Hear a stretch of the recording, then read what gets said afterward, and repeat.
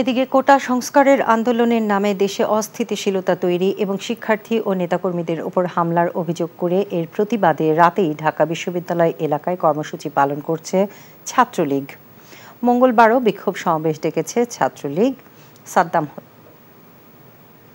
ছাত্রলীগের নেতাকর্মীদের উপর নেককারজনক হামলা চালানো হয়েছে। ৫ শতাধিক নেতাকর্মী আহত হয়েছে। ঢাকা বিশ্ববিদ্যালয়ে ১০০-এর বেশি ছাত্রলীগের নেতাকর্মীর রুমে কক্ষ ভাঙচুর করা হয়েছে, আসবাবপত্র ভাঙচুর করা হয়েছে।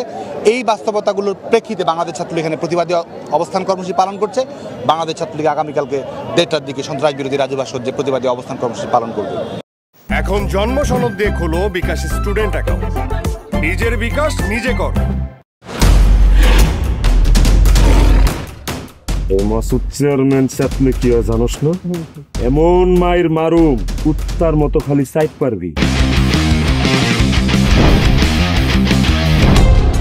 তুই যদি আমার বউ আস, তুই হবি রাজরানী আর আমার বউ টুনি বিবি তোর বান্দি।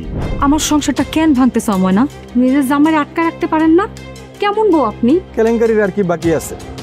বদনাম তো শৈলেই লাগছে।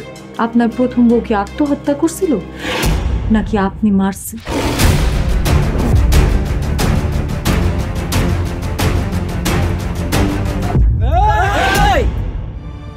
ময়না তো পালাইতে চায় না। ওরে পালাইতে হইবই। ময়না রে, তুই আমারে মাফ করে দিস। আমারে খাওয়ানোর মধ্যে বিষ মাখায় মেরা ফলাইতে চাচ্ছে। মাইরা একেবারে আম গাছের লগে ঝুলাই দিবেন যেমনি আপনার বড় বড় মাইরা ঝুলাইছিলেন।